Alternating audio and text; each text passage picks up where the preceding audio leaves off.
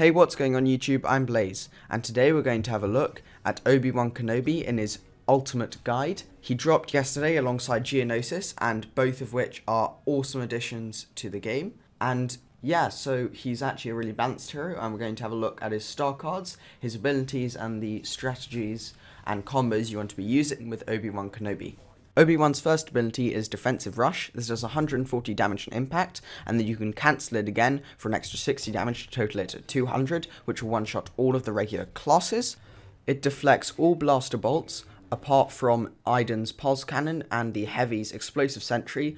Other than that, even explosive bolts from, let's say, a Heavy will be deflected, and it also deflects from the side as well. It's got a recharge time of 10 seconds, which is actually Obi-Wan's most common ability, as in it's got the shortest recharge time, so you'll be using this the most, hopefully. It's only the same speed as Obi-Wan's running animation, so you don't want to use this to get away, because you'll just have movement restrictions and you'll be moving the same speed. There's also no damage reduction, so you can't get help from that either. However, if you're getting shot from the side, it can actually be quite helpful to block that damage from the side whilst you get away. Simple strategy for this is you want to charge towards a regular class and then cancel as soon as you get to them to kill them instantly, or into a group, at which point you'll deflect everything into them, and then you'll be able to do the animation cancel, do some extra damage to maybe one or two of them, and finish them off really quickly. It is also worth noting that you will take damage from grenades, so you don't want to charge into a hallway unless you're prepared to receive a lot of damage, because even though you'll deflect all the bolts back into them and possibly get a couple of kills, you'll take some serious damage from those thermal detonators, ion grenades, or Heavy's impact grenades, etc. Kenobi's second ability, or middle ability, is Restrictive Mind Trick. This, just like Rey's, acts in an area in front of Kenobi and actually has the same sound and visual animation for the opponent. However, instead of inverting someone's controls, instead Kenobi blocks all abilities, including the combat roll or dash. So this is actually very helpful against heroes. However, it's a bit of a waste to use the long animation against infantry when they could potentially just shoot you in the face, and it's not really worth it.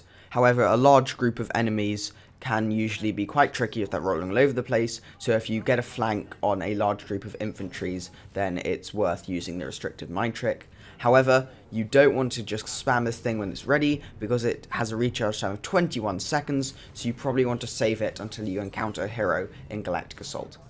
Kenobi's third ability is All Out Push, which, unlike Yoda's Unleash or Luke's Force Push, has a rectangular area of effect, and it grows the longer you hold the button down.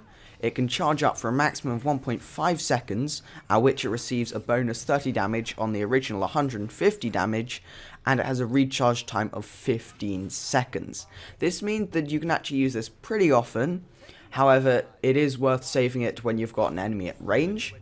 In the current Galactic Assault map Geonosis, it's actually really helpful because lots of opponents will be kind of 15-20 meters away from you, but you can't reach them just by running up to them because you'll get shot by their allies, but instead you have the time to use the all-out force push.